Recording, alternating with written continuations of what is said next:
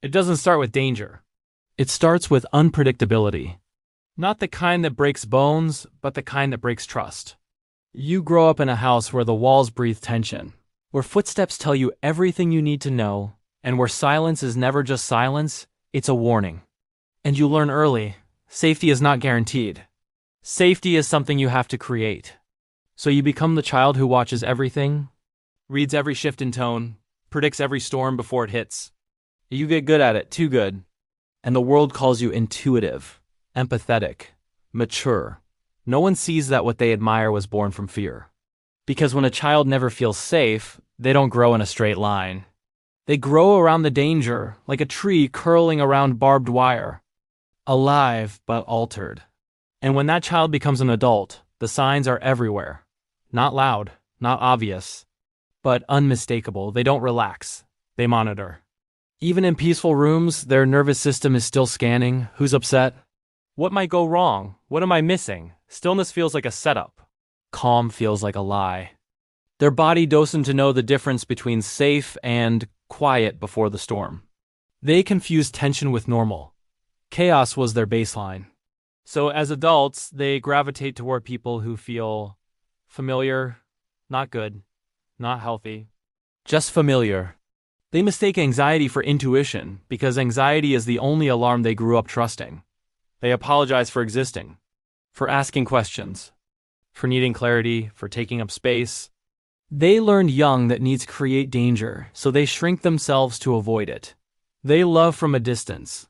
Not because they don't want closeness, but because closeness was never safe. Softness feels threatening. Kindness feels suspicious. Love feels like something they have to earn, not something they deserve. They overfunction in every relationship. They fix, manage, predict, carry, and they call it loyalty. But it's really hypervigilance in disguise. They step into every room asking, "What do you need?" But never, "Is there space for me?" They struggle to rest. Rest feels dangerous. Rest feels irresponsible. Rest feels like leaving the guard post and who will protect everything if they stop. But here's the hidden truth that no one told them as children. You were not supposed to feel responsible for the emotional safety of the adults around you. That was never your job. It was a role you took on because you had no choice. And now your body is still trying to keep you alive in a danger that no longer exists. So how does healing begin? Not with strength.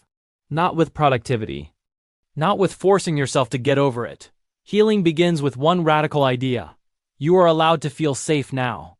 Not because you earned it, not because you perform for it, but because safety is a human right and it was always yours.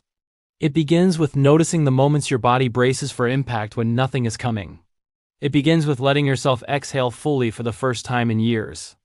It begins with allowing the child inside you, the one who slept lightly and listened too hard and carried too much, to finally put down the weight. Because the danger is over. The war is over. But your nervous system needs time to learn that. And you are the one who must teach it. Not through force, but through gentleness. Not through control, but through honesty. Not through survival, but through presence. And one day, slowly, quietly, something shifts. A calm room no longer feels suspicious. A kind person no longer feels threatening. Your own emotions no longer feel like enemies. And you, for the first time, feel like home. Because safety was never a place. It was never a parent. It was never a house.